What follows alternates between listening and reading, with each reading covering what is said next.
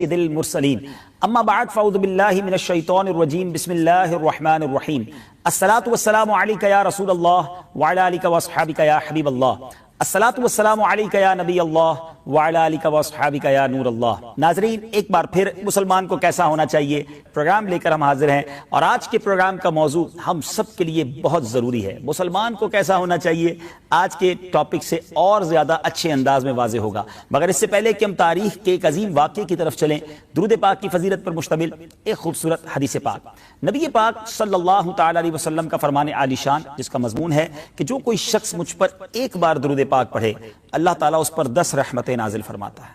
جو کوئی مجھ پر 10 بار درود پاک پڑھے رب کریم اس پر 100 رحمتیں نازل فرماتا ہے، اور جو کوئی شخص مجھ پر 100 بار درود پاک پڑھے اس کی دونوں آنکھوں کے درمیان لکھ دیا جاتا ہے کہ یہ بندہ دوزخ کی آگ اور نفاق سے بری ہے۔ سبحان اللہ، سبحان اللہ۔ ذرا سوچئے 100 بار درود پاک پڑھنے میں وقت ہی کتنا لگتا ہے، کام تھوڑا ہے، ثواب اور اجر کتنا زیادہ ہے، پھر بھی ہم درود پاک پڑھنے میں سستی کریں تو یہ ہماری ہی کوتاہی ہے۔ آئیے مل کر محبت کے ساتھ درود پاک پڑھ لیجئے۔ صلو علی الحبیب صلی اللہ تعالی علی محمد صلی اللہ علیہ وسلم۔ آج ناظرین ایک تاریخ کا عظیم واقعہ سنانا ہے، ایک ہسٹوریکل ایونٹ اسلامی تاریخ میں ملتا ہے، اس پر بات کرنی ہے، اور چونکہ یہ ایونٹ، یہ واقعہ بھی رمضان میں ہوا، اس لیے اس پر بات بڑی ریلیونٹ ہے اس مہینے میں، اور انشاءاللہ اس سے ایک سبق بھی لینا ہے۔ 10 رمضان المبارک کو سن 8 ہجری یہ واقعہ پیش آیا، اور اس میں بعض روایتیں مختلف بھی ہیں۔ 10,000 یا 12,000 کے لشکر کو لے کر میرے آقا مدینے والے مصطفیٰ صلی اللہ تعالی علیہ وسلم مکہ پاک کے لیے روانہ ہوئے۔ تھوڑا سا بیک گراؤنڈ یاد رکھنا بہت ضروری ہے۔ نبی پاک علیہ السلام نے جب ہجرت کی تھی، یعنی سن ہجری، پہلے سن ہجری بنا وہ کہ جس میں میرے آقا دکھی دل کے ساتھ پریشانی کے عالم میں، یعنی گویا خوف کی فضا تھی، مسلمانوں پر ظلم و ستم کی آندھیاں تھیں۔ نبی پاک جب مکہ پاک سے مدینہ طیبہ گئے تو بڑے افسردہ تھے۔ 53 سال زندگی کے مکہ شریف میں گزرے تھے۔ میرے آقا کا گھر، نبی پاک کی گویا زندگی وہاں گزری تھی، مگر وہاں کی قوم نے جس تکلیف کے ساتھ، جس کو آپ کہیے کہ ظلم و ستم کے ساتھ وہ شہر چھڑوایا تھا، وہ قلب اقدس پر بڑا ناگوار تھا۔ مگر ودن 8 ایئرز، بہت طویل عرصہ نہیں ہوا، صرف 8 سال کے بعد میرے آقا اب مکے کی طرف آ رہے ہیں، گویا مکہ فتح ہونے والا ہے۔ اب بڑی خوبصورت اسٹریٹجی اپنائی گئی۔ سب سے پہلے تو چونکہ روزے سے تھے صحابہ کرام، سفر بھی جاری تھا، جہاد کے لیے جا رہے تھے، تو پیارے آقا نے روزہ جو ہے گویا ختم کر دیا۔ صحابہ کرام کو بھی یہ تعلیم دینا مقصود تھا، سب نے پھر روزے کو ایک طرح سے توڑ دیا تاکہ بعد میں بھی روزہ رکھا جا سکتا ہے۔ اب چونکہ یہ سفر بھی تھا اور ڈیفیکلٹ ٹریول تھا، اس کے بعد نبی پاک علیہ السلام کی طرف سے یہ آرڈر، یہ حکم جاری ہوا کہ جب مکہ پاک سے قریب پہنچ گئے کہ اب ہر صحابی رسول اپنا اپنا الگ چولہا جلائے۔ رات کا وقت تھا ناظرین، جب اندھیری رات ہو تو چھوٹی سی آگ بھی دور سے نظر آتی ہے۔ اب جب 10,000 چولہے جلے تو آپ سمجھ سکتے ہیں کہ کتنا خوبصورت اور کیسا عالیشان منظر ہوگا۔ ادھر کفار قریش کی طرف سے کچھ لوگ جاسوسی کرنے آئے تھے کہ لشکر قریب آ گیا ہے، دیکھے تو صحیح تعداد کتنی ہے۔ جب 10,000 چولہے جلتے ہوئے دیکھے گئے تو وہاں ایک ہیبت طاری ہو گئی کہ مسلمان تو ایک بہت بڑا لشکر لے کر آئے ہیں، آج ہماری خیر نہیں ہے۔ وہاں پریشانی کی فضا ہو گئی، اور یہ اسٹریٹجی جو ہے وہ ان کو خوف زدہ کرنے میں کامیاب رہی۔ اب کیا ہوا؟ مگر یہاں کونین کے والی صلی اللہ تعالی علیہ وسلم لڑائی کرنے نہیں، گویا ایک محبت اور امن اور پیس کا پیغام لے کر گئے تھے۔ حالانکہ ادھر والوں کی طرف سے ظلم تو بڑا ہوا تھا، مگر یہاں محبت تھی، پیار تھا، درگزر تھا۔ ایک صحابی رسول نے ایک جملہ کہا، آج تو گھمسان کی لڑائی کا دن ہے، تو نبی پاک علیہ السلام نے اس جملے کے جواب میں ارشاد فرمایا، الیوم یوم المرحمہ، آج تو رحمت کا دن ہے۔ اب پیارے آقا علیہ السلام نے ایک پہلا حکم جاری کیا، جو شخص ہتھیار ڈال دے اس کے لیے امان ہے، اس کو کوئی سزا نہیں دی جائے گی، اس کے اوپر حملہ نہیں کیا جائے گا۔ دوسرا پیغام جاری کیا، جو شخص اپنا دروازہ بند کر لے اس کے لیے بھی امان ہے، اور جو فرمایا جو کعبے میں داخل ہو جائے اس کے لیے بھی امان ہے۔ فرسٹ آف آل پہلا اعلان ہی پیس کا۔ بہت بڑا مسکنسیپشن ہے ناظرین، آج لوگ کہتے ہیں جناب کہ اسلام تلوار کے زور پہ پھیلا ہے۔ نبی پاک نے محبتوں سے، پیار سے، درگزر سے، معافی سے اسلام کو کس پیارے انداز میں پھیلایا۔ ذرا سوچئے ناظرین، کن لوگوں کے لیے معافی کا اعلان ہو رہا ہے؟ جنہوں نے اپنا شہر چھڑوا دیا، صحابہ کرام کو شہید کیا، راستے میں کانٹے بچھائے، گلے کھینچے گئے، صحابہ کرام کو تپتی ریت پر لٹایا گیا، نبی پاک کے بچوں کو، آپ کی بچیوں کو ستایا گیا، نبی پاک کے محبوب چچا حضرت حمزہ رضی اللہ تعالیٰ عنہ کو احد کے میدان میں انہی لوگوں نے تو شہید کیا، اور کس ظلم و ستم کے ساتھ شہید کیا کہ آپ کے کلیجے کو چبایا گیا۔ اتنا ظلم ہونے کے بعد بھی اعلان یہ ہے کہ دروازہ بند کر دے اس کے لیے امان۔ کعبے میں چلا جائے اس کے لیے امان، آج جو ہتھیار ڈال دے اس کے لیے امان۔ تو لوگوں نے کہا حضور ابو سفیان جو ہے وہ بڑی غیرت والا ہے، آپ اس کے لیے بھی کوئی ایسا اعلان کر دیں تاکہ اس کی بھی جو ہے کچھ عزت رہ جائے۔ تو پیارے آقا نے فرمایا جو ابو سفیان کے گھر میں چلا جائے اس کے لیے بھی امان۔ اب جناب مسلمان مکے میں داخل ہوتے ہیں، کوئی تلوار نہیں چلتی ہے، کوئی قتل و غارت گری نہیں ہوتی ہے جناب، بڑی آسانی کے ساتھ مکہ جو ہے وہ کانکر ہو جاتا ہے، گویا فتح مکہ ہو جاتی ہے۔ اللہ تبارک و تعالیٰ نے نبی پاک علیہ الصلوۃ والسلام کو اس شان و شوکت سے مکہ پاک میں داخلہ عطا فرمایا کہ تاریخ کے اوراق پر یہ سنہرے حروف سے لکھے جانے کے قابل ہے۔ مگر اتنی بڑی فتح ہے، مگر نبی پاک علیہ الصلوۃ والسلام کا انداز کیا ہے؟ پیارے آقا علیہ الصلوۃ والسلام جب مکے میں داخل ہو رہے تھے تو سر اقدس عاجزی کے ساتھ جھکا ہوا ہے، کر و فر والا انداز نہیں ہے۔ ام ہانی رضی اللہ تعالی عنہا کے گھر جاتے ہیں، 8 رکعت چاشت کی ادا کرتے ہیں، گھر میں سوکھی روٹیاں ہیں، تھوڑا سا سرکہ ہے، نبی پاک انہی سوکھی روٹیوں کو پانی میں نرم کر کے سرکہ ڈال کر اسے کھا لیتے ہیں، اللہ کا شکر ادا کرتے ہیں اور فرماتے سرکہ بہترین سالن ہے، جس گھر میں سرکہ ہوتا ہے اس گھر والے محتاجی کا شکار نہیں ہوتے۔ کونین کے والی ہیں، 10,000 کا لشکر لے کر آئے ہیں، مگر روٹی سادہ ہے، کھانا سادہ ہے۔ کیا سادگی ہے میرے آقا کی زندگی میں۔ شاعر لکھتے ہیں نا، کبھی جو کی موٹی روٹی تو کبھی کھجور پانی، تیرا ایسا سادہ کھانا مدنی مدینے والے، ہے چٹائی کا بچھونا کبھی خاک ہی پہ سونا، کبھی ہاتھ کا سرہانا مدنی مدینے والے۔ ذرا غور کیجئے ناظرین، یہ کیسی ہستی ہیں کہ اللہ کے حبیب ہیں، رب کے خزانوں کے مالک ہیں، مگر عاجزی انکساری اور فقر و فاقہ کی زندگی ہے۔ اور آج ہمیں تھوڑی تنگی ہو جائے، شکوے ہیں، شکایات ہیں، ارے نبی پاک کی زندگی پر تو نظر دوڑا لیں، جن کو رب نے اپنا حبیب قرار دیا مگر وہ بھی اللہ کی رضا پر راضی ہیں۔ بہرحال اب وہ تاریخی خطبہ دیا گیا، ٹرائی ٹو انڈرسٹینڈ، سامنے کون لوگ کھڑے ہیں جنہوں نے ظلم کیا ہے، جنہوں نے جفا کی ہے، جنہوں نے بہت ستایا ہے، بہت رلایا ہے، بڑا دکھی کیا ہے، ساتھیوں کو شہید کیا ہے، راستے میں کانٹے بچھائے ہیں، بڑے بڑے جفاکار، بڑے بڑے ظالم موجود ہیں۔ اب پیارے آقا علیہ الصلوۃ والسلام نے جب ان میں خطاب فرمانا تھا، جب ان سے بیان فرمانا تھا، ہو سکتا ہے ان کے دل لرز رہے ہوں، وہ سوچ رہے ہوں کہ آج ہمارے سر تن سے جدا کر دیے جائیں گے، ہماری بوٹیاں نچوا دی جائیں گی، ہم نے ان کے اور ان کے اصحاب پر بڑا ظلم کیا ہے۔ نبی پاک نے سب پر نظر ڈالنے کے بعد ارشاد فرمایا کہ بتاؤ تمہیں کچھ معلوم ہے آج میں تمہارے ساتھ کیا معاملہ کرنے والا ہوں؟ ہر شخص کانپنے لگا، لرزنے لگا، اور لرزتی ہوئی آواز سے انہوں نے کہا کہ اخن کریم و ابن اخن کریم، کہ آپ کرم والے بھائی اور کرم والے باپ کے بیٹے ہیں، یعنی آپ سے ہمیں کرم کی امید ہے۔ اللہ اکبر، کیسا دریائے رحمت جوش پہ تھا۔ نبی پاک علیہ الصلوۃ والسلام نے وہ تاریخی اعلان فرمایا، آقا فرماتے ہیں آج تم پر کوئی الزام نہیں ہے، جاؤ تم سب آزاد ہو۔ جب یہ تاریخی اعلان ہوا تو سسکیاں بلند ہوئیں، لوگ زاروں کتار رونے لگے۔ نوبڈی ایکسپیکٹ، کوئی توقع نہیں کرتا تھا کہ آج ہمیں معافی مل جائے گی۔ جن کو ستا کر گھر چھڑایا، جن کو ستا کر وطن چھڑایا، جن کو یہاں چین سے رہنے نہ دیا، جن پر قاتلانہ حملے کیے، جن کے بچوں کو ہم نے رلایا، اور آج وہ آ کر ہمیں معاف کر رہے ہیں، طاقت میں ہیں، جو چاہے وہ کر سکتے ہیں، مگر معافی کا اعلان تھا۔ اللہ اکبر۔ ناظرین یہاں تک تو شاید واقعہ کئی بار سنا ہوگا، مگر اس معافی کا فائدہ کیا ہوا، اس معافی کا رزلٹ کیا نکلا؟ تاریخ کی کتابوں میں لکھا ہے کہ بڑے بڑے سرداران قریش، بڑے بڑے کفار جو تھے وہ کلمہ پڑھ کر مسلمان ہو گئے کہ اسلام اتنا خوبصورت اور اتنا پیارا مذہب ہے تو کیوں نہ اسے ہی اختیار کر لیا جائے۔ اب ایک اور میٹر باقی تھا کہ جب صحابہ کرام علیہم الرضوان مکے سے ہجرت کر کے مدینہ شریف چلے گئے تھے تو مکے میں ان کی جائیدادیں تھیں، ان کے گھر تھے، ان پر کفاران قریش نے قبضہ کیا ہوا تھا۔ اب وقت تھا کہ وہ جائیدادیں واپس لی جائیں اور صحابہ کو واپس لوٹائی جائیں، مگر شاید آسمان نے اس سے پہلے ایسا منظر نہیں دیکھا ہوگا کہ نبی پاک صلی اللہ تعالی علیہ وسلم نے اعلان کیا کہ اے صحابہ کرام، اے مدینے سے آنے والوں، اپنی ساری پراپرٹی، اپنی ساری جائیداد تمام مکے والوں کو ہبہ کر دو، انہیں بخش دو۔ وہ لوگ حیران ہو گئے کہ انہی کی پراپرٹی پر ہم نے قبضہ کیا ہے، مگر اسلام کتنا خوبصورت مذہب ہے کہ اب ہمارے مسلمان بھائی ہو گئے ہیں، اگر یہ گھر پر بیٹھ چکے ہیں یہ گھر انہیں ہی دے دیا جائے۔ اس سے پہلے ایسے فیصلے آسمان نے نہیں دیکھے تھے، اس دنیا میں کبھی نہیں ہوئے تھے۔ آج بھی تاریخ کی کتابوں میں فتح مکہ کا واقعہ ایک سنہرے حروف سے لکھا ہوا ہے۔ یہ ہے میرے آقا کی سیرت، یہ ہے نبی پاک کی شان اور شوکت۔ ایک قدرت تھی، پاور تھی، جو چاہتے وہ آرڈر دیتے، مگر معاف کیا، مگر درگزر کیا، مگر درگزر کر کے حاصل کیا ہوا؟ دل جیت لیے، اپنا بنا لیا، وہ بھی مسلمان ہوئے، ان کی آنے والی نسلیں بھی مسلمان ہوئی۔ اگر لڑائی ہوتی، سر کٹتے، کچھ جہنم میں چلے جاتے، کچھ کفر پر ڈٹے رہتے، مگر معافی نے کئیوں کو اپنا بنا لیا۔ دس از دا لیسن، یہ سبق سیکھنا ہے۔ اگر آپ دشمنی رکھنا چاہتے ہیں تو وہ بڑھتی چلی جائے گی، آپ معاف کیجئے، لوگ دوست بن جائیں گے، لوگ قریب آ جائیں گے۔ تو ناظرین، باتیں بہت ساری اس واقعے سے ہی سیکھی جا سکتی ہیں۔ آج ہم کیا کر رہے ہیں؟ آج ہمارے معاشرے میں کیا ہے؟ کیا ہم معاف کرتے ہیں؟ کیا ہم درگزر کرتے ہیں؟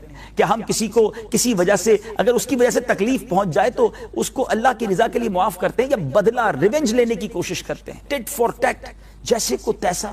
بندہ کہتا ہے میں نہیں چھوڑتا کسی کو، مجھے کوئی برا کہے گا تو میں بتاؤں گا اس کو میں کون ہوں۔ اور سچی بات یہ ہے وہ بتاتا ہے وہ کون ہے، کیونکہ اگر کسی بدتمیز نے آپ کے ساتھ بدتمیزی کی ہے، کسی بدماش نے آپ کے ساتھ بری بات کی ہے، اور اب آپ بھی وہی ایٹیٹیوڈ اپنا رہے ہیں، تو پھر آپ بھی بتا رہے ہیں نا آپ کیا ہیں، آپ کی تربیت کیا ہے۔ جو لوگ کہتے ہیں نا میں بتاؤں میں کون ہوں، تو واقعی وہ اندر سے بتا دیتے ہیں وہ کون ہے۔ یہ بڑا عجیب سا ایک محاورہ ہے ناظرین، کہ ہم تو جناب شریف کے ساتھ شریف ہیں اور بدماش کے ساتھ بدماش ہیں۔ مجھے آج تک سمجھ نہیں آیا کہ یہ بدماشی کا بٹن کہاں لگا ہوتا ہے آپ کے اندر، کہ جناب بدماش کو دیکھ کر آپ بھی بدماش ہو جاتے ہیں۔ ارے جناب، شریف آدمی شریف کے ساتھ بھی شریف ہوتا ہے، بدماش کے ساتھ بھی شریف ہوتا ہے، جبھی تو بدماش پر شرافت کا اثر ہوگا نا۔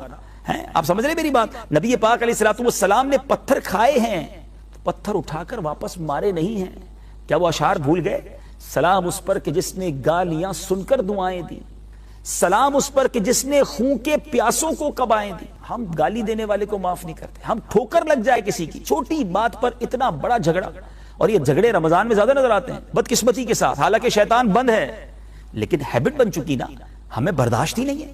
آج ٹریفک کا چھوٹا سا معاملہ، کسی کی موٹر سائیکل کسی سے ٹکرا جائے، اندھے ہو، دیکھتے نہیں، چلانا نہیں آتی، اب وہ بھی کہتا ہے اچھا بتاتا ہوں میں اندھا ہوں کہ نہیں ہوں۔ آستینیں وہ چڑھاتا ہے، ادھر یہ آستینیں چڑھتی ہیں، پتھراؤ ہوتا ہے، مار دھاڑ ہوتی ہے، کسی کا شیشہ ٹوٹتا ہے، کسی کا سر پھوٹتا ہے۔ پہلی باری میں ہی معاف کر دیا جاتا، تھوڑا سا سمجھ لیا جاتا کہ غلطی ہو گئی، بندہ کہہ دے بھائی جان غلطی ہو گئی معاف کر دیجیے، کوئی بات نہیں، ختم ہو جاتا نا معاملہ۔ کبھی اگر آپ جیلوں کا دورہ کریں نا، اللہ تعالیٰ ویسے ہم سب کو جیل سے محفوظ رکھے، لیکن جو قیدی ہوتے ہیں ان سے پوچھیں، انٹرویو لیں، تو اکثر وہ ہوں گے جنہوں نے غصے پر قابو نہیں رکھا تھا، چھوٹی سی بات پر قتل تک بات پہنچ گئی، ایک قبر میں پہنچ گیا، دوسرا جیل میں پہنچ گیا۔ نہ کرے ناظرین، اسلام معافی اور درگزر کا درس دیتا ہے۔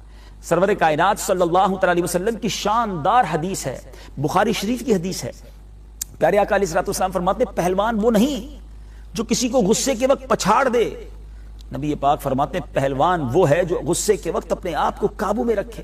اصل کام یہ ہے۔ میں آپ سے سوال کرتا ہوں، غصے کا جواب دینا تو بڑا آسان ہے، کسی نے برا کہا میں نے بھی برا کہہ دیا، ہاتھ اٹھایا میں نے بھی ہاتھ اٹھا دیا، نہیں، برداشت کرنا مور ڈیفیکلٹ۔ تو مرد ہیں تو مردانگی والا کام کریں نا، کہ برداشت کریں۔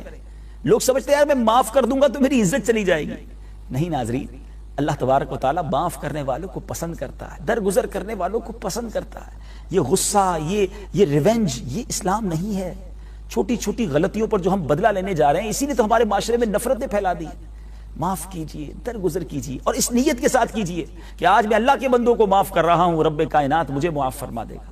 روایتوں کا مضمون ہے اگر معاف نہیں کرو گے تو معاف نہیں کیے جاؤ گے، اگر رحم نہیں کرو گے تو تم پر بھی رحم نہیں کیا جائے گا۔ اب سوچ لیجئے، اگر میں سمجھتا ہوں کہ جناب میں بالکل بدلہ لوں گا، نہیں چھوڑوں گا، اگر ہمارے اور آپ کے جرم پر اللہ نے ہماری پکڑ کر لی، ہمیں نہ چھوڑا، ہے کوئی چارہ؟ کدھر جائیں گے؟ اس نیت کے ساتھ معاف کیجیے، درگزر کیجیے۔ اللہ کریم جب وہ دیکھتا ہے کہ میرا بندہ بندہ ہو کر بندے کو معاف کر رہا ہے، وہ کریم ہمیں بھی معاف فرمائے گا۔ آج بہت ساری فیملیاں ایک دوسرے سے دور ہیں، اسی غصے کی وجہ سے، اسی معاف نہ کرنے کی وجہ سے۔ شوہر بیوی کو معاف نہیں کر رہا، بیوی شوہر کو معاف نہیں کر رہی، ساس بہو کو معاف نہیں کر رہی، بہو ساس کو معاف نہیں کر رہی، نند اور بھاوج کا جھگڑا ہے، بھائی بھائی کا پرابلم ہے، پارٹنرز آپس میں روٹھے بیٹھے ہیں، برسوں کے دوست ہیں، مگر آج ایک دوسرے کا منہ دیکھنا گوارا نہیں کرتے۔ اکیلی رات کو وہ دوست یاد بڑا آتا ہے، شوہر کو بیوی بھی یاد آتی ہے، بیوی کو شوہر بھی یاد آتا ہے، بچے بھی یاد آ رہے ہیں، لیکن دل میں ایک آگ ایسی لگی ہے، انا کا مسئلہ بنا لیا ہے کہ جناب ایک سوری پہلے وہ کر لے، وہ ایک بار آ کر معافی مانگ لے، پھر میں چلا جاؤں گا، پھر میں دوستی کر لوں گا، پھر میں رشتہ داری جوڑ لوں گا۔ آپ سوچئے، برسوں کی رفاقت، برسوں کا پیار، برسوں کی محبت، بیچ میں ایک سوری، ایک معافی رکاوٹ بنا ہوا ہے۔ آپ سوچئے، زندگی مختصر ہے، کب تک نفرتوں کے ساتھ جئیں گے؟ آپ سوری کر لینا، آپ معافی مانگ لیں۔ اب تو عید بھی قریب آنے والی ہے، کیا عید بھی اپنوں کے بغیر گزاریں گے؟ کیا عید بھی دوستوں کے بغیر گزاریں گے؟ ہو سکتا ہے آپ سوچ رہے ہو یار یہ کیسی بات کر رہے ہیں، میں کیوں سوری کروں، میری تو غلطی نہیں ہے. وہ بھی تو یہی سوچ رہا ہے نا، ایک کی تو غلطی ہے، چلے اس کی غلط، تھوڑی دیر کے لیے میں نے آپ کی بات مان لی، جی میں آپ سے بات کر رہا ہوں، میں نے آپ کی بات مان لی، آپ کی غلطی نہیں دوسرے کی غلطی ہے. لیکن اگر آپ معافی مانگ لیں گے تو دوستی ہو جائے گی نا، وہ محبت واپس آ جائے گی. اللہ معاف کرنے والوں کو پسند کرتا ہے. یقین کیجئے آپ کی یہ صلح کی طرف قدم بڑھانا اگر یہی مغفرت کا ذریعہ بن جائے تو اس سے بڑی تو کوئی سعادت نہیں نا. میں آپ کو ایک شاندار حدیث پاک سنانے جا رہا ہوں. جو لوگ کہتے ہیں نا یار میں کیسے صلح کر لوں، میں اس کو کیسے جناب اس سے رشتہ تو جوڑ دوں، وہ توڑ رہا ہے، اس نے ظلم کیا ہے تو میں کیوں معاف کروں. اگر آپ یہ سوچ کر بیٹھے نا، اور اگر نبی پاک صلی اللہ تعالی علیہ وسلم سے محبت ہے تو آؤ میں آپ کو آپ کے اور اپنے آقا کا فرمان سناتا ہوں. پیارے آقا صلی اللہ تعالی علیہ وسلم کا ارشاد ہے. سیدنا ابو ہریرہ رضی اللہ تعالیٰ عنہ اس حدیث کے راوی ہیں. نبی پاک صلی اللہ تعالی علیہ وسلم فرماتے ہیں 3 باتیں جس شخص میں ہوں گی اللہ تعالیٰ قیامت کے دن اس کا حساب بہت آسان طریقے سے لے گا اور اس کو اپنی رحمت سے جنت میں داخل فرمائے گا. ذرا سوچئے انعام کتنا بڑا ہے. اربوں روپے خرچ ہو جائے نا، میری ساری زندگی کی ساری چیزیں مجھ سے لے لی جائیں اور اس بات کی گارنٹی دے دی جائے کہ اللہ جنت میں داخل کر دے گا اور مجھ سے حساب آسانی سے لے گا. کیونکہ یہ بات طے ہے کہ اگر حساب لیا گیا تو مارے جائیں گے. گناہ ہی گناہ ہیں، خطائیں ہی خطائیں ہیں. اللہ اپنے کرم سے جنت میں داخل کر دے، یہ اسی کی مہربانی ہوگی. لک ایٹ دا ریوارڈ، انعام کتنا بڑا ہے. اب 3 باتیں ہیں، پلیز ناظرین، رمضان جانے والا ہے، اپنا لیجئے، اپنے دل میں بسا لیجئے. 3 باتیں کیا ہیں؟ پیارے آقا فرماتے ہیں جو تمہیں محروم کرے تم اسے عطا کرو. ہم کہتے ہیں نا مجھے تحفہ نہیں دیا، عید والے دن بھی نہیں بلایا، شادی میں بھی نہیں بلایا، میں کیوں بلاؤں اپنے بچے کی شادی میں. جو تمہیں محروم کرے تم اسے عطا کرو. میں نے ایسا نہیں بننا، میں اپنے آقا کا غلام ہوں، مجھے اسلام پر عمل کرنا ہے، میں بلاؤں گا، میں تحفہ دوں گا. وہ نہیں مسکراتا مجھے دیکھ کر، میں مسکراؤں گا، مجھے جنت میں جانا ہے، میرا حساب آسانی سے لیا جائے، میری یہ تمنا ہے. دوسری بات، جو تم سے قطع تعلق کرے، جو تم سے کٹ آف کرے، آقا فرماتے تم اس سے ملاپ کرو. لوگ کہتے ہیں جناب وہ رشتہ داری توڑ رہا ہے، میں تو نہیں توڑ رہا، وہ نہیں آتے ہمارے گھر. آپ آگے بڑھ جائیں، جنت میں جانا ہے نا. اللہ کے حبیب علیہ الصلوۃ والسلام کی زبانی جو انعام ملا ہے وہ حاصل کرنا ہے. آپ آگے بڑھ جائیے، فیملی جڑ جائے گی، نہ رہیے اپنوں سے دور. مجھے پتا ہے آپ کو وہ یاد آتے ہیں، آپ کو ان کے بغیر نہیں سکون مل رہا، لیکن وہ انا ہے، وہ ایگو ہے کہ میں کیوں معافی مانگوں، ان کو معافی مانگنی چاہیے. میں یہاں ماؤں سے بھی کچھ عرض کرنا چاہتا ہوں کہ جن کی وجہ سے 2 بچے، یعنی آپ کی بہو اور آپ کا بیٹا الگ بیٹھا ہے. میں بیٹی کی ماں سے بھی بات کرنا چاہوں گا جس نے اپنی بیٹی کو سمجھایا ہوا ہے کہ خبردار تم اپنے سسرال گئی، جب تک وہ نہیں آتے تم نے نہیں جانا. اور جو بیٹے کی ماں ہے وہ کہتی بیٹا تم نے قدم نہیں نکالنا جب تک پہلے ان کو آ کر جھکنے دو. آپ تم ماں ہیں، ان بچوں کو ملنے دیجئے، معاف کر دیجئے، آپ آگے بڑھ کر ملاپ کروا دیجئے. کیا معلوم یہی ہماری مغفرت کا ذریعہ بن جائے. غور کیجئے. اب سنیے تیسری بات، آقا علیہ الصلوۃ والسلام فرماتے جو تم پر ظلم کرے تم اسے معاف کر دو. ظلم کرنے والے کو بھی معاف کرنے کا کہا. ہم تو غلطی بھی معاف نہیں کرتے. بائی مسٹیک پیر پہ پیر رہ گیا ہے پھر بھی گالی نکالنی ہے. بائی مسٹیک بائک چلاتے چلاتے کسی کو اسکریچ لگ گیا، ہم فوراً لڑنے کے لیے تیار. ظلم کرنے والے کو اسلام کہتا ہے معاف کر دو، اور ہم مسٹیک معاف کرنے کے لیے تیار نہیں ہوتے، اور اسی وجہ سے نفرتیں. یہ اسلام نہیں ہے.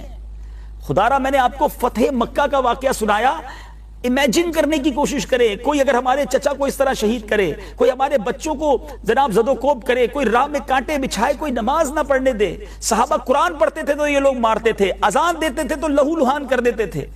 اسلام کا نام لینا گویا جرم تھا. کئی صحابہ ایسے جن کو تپتی ریت پر لٹایا جاتا تھا. حضرت خباب کے بارے میں آتا ہے کہ ان کی پیٹھ جلتے کوئلوں پر انہیں لٹایا جاتا، ان کی پیٹھ سے چربی نکلتی تھی اور وہ کوئلے اس سے بجھتے تھے، اور پیٹھ پر کوئلے کے جلانے کے نشانات تھے. اتنا ظلم، پھر بھی معاف کیا، پھر بھی اپنا بنا لیا. اور اسی نبی علیہ الصلوۃ والسلام کا کلمہ پڑھنے والا کہے میں نہیں کرتا کسی کو معاف. نہیں جناب، میں اب بتاؤں گا، میں بدلہ لوں گا. ہماری بدقسمتی ہے کہ کئی قومیں وہ ہیں ہمارے وطن پاکستان میں جو مسلمانوں کا ملک ہے، جو اپنے بچوں کو ٹرین کرتے ہیں کہ بڑے ہو کے بدلہ لینا ہے، اور اس کے چکر میں کئی خاندان کے خاندان تباہ ہو رہے ہیں.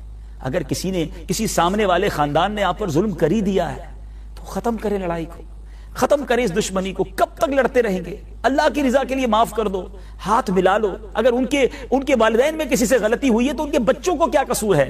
مگر نسلیں لڑ رہی ہیں آپس میں کہ باپ دادا نے غلطی کی تھی. پلیز یہ اسلام نہیں ہے. اللہ کرے دل میں اتر جائے میری بات. آج یہ نیت کر لیجئے ناظرین, پلیز ابھی فون اٹھائیے. آپ کو لگتا ہے کہ واقعی میں نے ہماری رشتہ داری ٹوٹی ہوئی ہے, میں نے اپنے دوست سے دوری کی ہوئی ہے, میں فلاں سے بدلہ لینے کے لیے دل میں ریونج رکھا ہوا ہے, بس اللہ کی رضا کے لیے معاف کر دیں. ہو سکتا ہے آپ جب فون کریں آپ ان کے پاس جائیں تو وہ آپ کے مزاج کے خلاف بات کریں. آپ نے صبر کرنا ہے, لڑنا نہیں ہے. آپ کو یہ لگے گا یار میں اچھی نیت سے آگے بڑھا اور یہ پھر بھی لڑ رہا ہے مجھ سے, غلطی اس کی پھر بھی مجھے بول رہا ہے. کوئی بات نہیں, میرا رب دیکھ رہا ہے کہ میری نیت کیا ہے. اللہم انک عفو کریم تحب العفو فاعف عنی. یہ پڑھتے ہو نا دعا شب قدر میں, کیا دعا ہے معنی پتہ ہے؟ اللہم انک عفو, اللہ تو معاف کرنے والا ہے, تحب العفو معافی کو پسند کرتا ہے, فاعف عنی مجھے بھی معاف کر دے. اس نیت سے معاف کرو کہ اللہ میں نے بندوں کو معاف کیا تو مجھے معاف کر دے. یقین کیجئے جب وہاں سے معافی ملی تو بیڑا پار ہو جائے گا. اللہ کرے دل میں اتر جائے میری بات. آگے چلتے ہیں اپنے پروگرام کے ایک سیگمنٹ کی طرف جس کا نام ہے فیضان رمضان.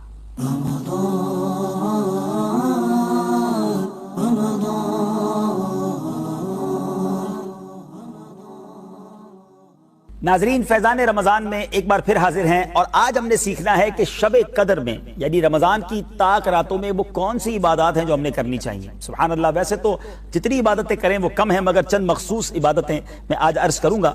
یاد رہے کہ بعض بزرگان دین, مفسرین اور محدثین کا شب قدر کے تعین میں اختلاف ہے کہ کون سی رات شب قدر ہوتی ہے, مگر بھاری اکثریت کی رائے یہ ہے کہ رمضان المبارک کی 27ویں شب ہی شب قدر ہے. سید الانصار, سید القراء حضرت سیدنا ابی بن کعب رضی اللہ تعالیٰ عنہ کے نزدیک 27ویں رمضان ہی شب قدر ہے. اچھا, یہاں پر ایک بڑی خوبصورت علماء کرام نے دلائل بیان کیے, خاص طور پر شیخ عبدالحق محدث دہلوی رحمۃ اللہ تعالی علیہ فرماتے ہیں کہ لیلۃ القدر میں 9 حروف ہیں. بڑا انٹرسٹنگ ایک ان کا کلیہ ہے, اور یہ کلمہ سورہ قدر میں 3 مرتبہ آیا. انا انزلناہ فی لیلۃ القدر وما ادراک ما لیلۃ القدر لیلۃ القدر خیر من الف شہر. 3 بار لیلۃ القدر آیا, اور ایک بار لیلۃ القدر کو اگر غور سے دیکھیں تو 9 حروف ہیں. 9 ملٹیپلائی بائی 3 یہ 27 حروف بنتے ہیں. تو یہ اشارہ ہے جو شب قدر ہے وہ 27ویں رات ہے. اور آپ فرماتے ہیں اس سورہ مبارکہ میں 30 کلمات ہیں, یعنی 30 کلمات ہیں پوری سورہ قدر میں, اور 27واں کلمہ ہیا یعنی یہ ضمیر ہے جو عربی کو کچھ جانتے ہیں کہ یہ ضمیر یہ اشارہ ہے لیلۃ القدر کی طرف. تو گویا اللہ تبارک و تعالیٰ کی طرف سے نیک لوگوں کے لیے اشارہ ہے کہ رمضان شریف کی 27ویں شب ہی شب قدر ہوتی ہے. بہرحال جو بھی رات ہو برکت والی رات ہے, 5 راتوں میں عبادت کرنی چاہیے. 27ویں شب کو زیادہ فوکس کرنا چاہیے. نبی پاک علیہ الصلوۃ والسلام نے فرمایا, آپ اسکرین پر یہ وظیفہ دیکھ رہے ہوں گے, جس نے لا الہ الا اللہ الحلیم الکریم سبحان اللہ رب السماوات السبع ورب العرش العظیم 3 مرتبہ پڑھا تو اس نے گویا شب قدر حاصل کر لی. تو بہتر تو یہ ہے کہ ہر رات ہی 3 مرتبہ یہ پڑھ لینا چاہیے, مگر رمضان کی طاق راتوں میں اس کو پابندی کے ساتھ پڑھنا چاہیے. اچھا, ویسے آپ پوری رات اگر عبادت کا ثواب کمانا چاہتے ہیں تو ایک خوبصورت روایت یہ ہے کہ اگر بندہ عشاء کی نماز با جماعت پڑھ لے اور فجر کی نماز بھی با جماعت پڑھ لے تو اسے پوری رات عبادت کرنے کا ثواب ملتا ہے. تو خاص طور پہ ان راتوں میں یہ دونوں نمازیں با جماعت پڑھنی ہیں. اور پھر ام المومنین حضرت سیدتنا عائشہ صدیقہ رضی اللہ تعالی عنہا نے نبی پاک سے عرض کی, ترمذی کی حدیث ہے کہ یا رسول اللہ صلی اللہ تعالی علیہ وسلم اگر مجھے شب قدر کا علم ہو جائے تو میں کیا پڑھوں؟ پیارے آقا علیہ الصلوۃ والسلام نے فرمایا اس طرح دعا مانگو, اللہم انک عفو کریم تحب العفو فاعف عنی, اے اللہ بے شک تو معاف فرمانے والا ہے اور معافی دینا پسند کرتا ہے, لہٰذا مجھے بھی معاف کر دے. تو یہ دعا جتنا ہو سکے طاق راتوں میں آپ نے اس کو پڑھنا ہے. سبحان اللہ. اور شب قدر کے نوافل بھی سن لیجئے. ویسے تو تفسیر روح البیان میں حضرت سیدنا اسماعیل حقی رحمت اللہ تعالی فرماتے ہیں کہ جو شب قدر میں اخلاص نیت سے نوافل پڑھے تو اس کے اگلے پچھلے گناہ بخش دیے جاتے ہیں. تو جتنے ہو سکے نوافل پڑھیں. بعض بزرگان دین اس عشرے کی ہر رات میں 2 رکعت نفل شب قدر کی نیت سے پڑھا کرتے. سبحان اللہ. اور ہر رات 10 آیات اس نیت سے پڑھ لے تو علماء کہتے ہیں وہ بھی اس کی برکت اور ثواب سے محروم نہ رہے گا. تو 10 آیات کی تلاوت ہو جایا کرے. سبحان اللہ. نوافل ویسے ہی رمضان کے آخری عشرے میں زیادہ پڑھیں. حضرت سیدنا انس بن مالک رضی اللہ عنہ فرماتے ہیں ایک بار جب ماہ رمضان آیا تو نبی پاک علیہ الصلوۃ والسلام نے فرمایا تمہارے پاس یہ مہینہ آیا ہے جس میں ایک رات ایسی بھی ہے جو 1000 مہینوں سے بہتر ہے. جو شخص اس رات سے محروم کر دیا گیا گویا وہ تمام کی تمام بھلائی سے محروم رہ گیا, اور اس کی بھلائی سے محروم نہیں رہتا مگر وہ شخص جو حقیقتاً محروم ہے. اللہ ہمیں محروم نہ فرمائے, اس رات کی برکتیں عطا فرمائے. تو خوب تلاوت میں, خوب نوافل میں, خوب ذکر اللہ میں اللہ سے دعائیں کرتے ہوئے رمضان کی تاک راتوں کو گزاریے. اللہ مجھے بھی اور آپ کو بھی شب قدر کی برکتیں عطا فرمائے. انشاءاللہ اگلے پروگرام ایک مسلمان کو کیسا ہونا چاہیے میں آپ سب سے ملاقات ہوگی. صلو علی الحبیب صلی اللہ تعالی علی محمد صلی اللہ علیہ وسلم.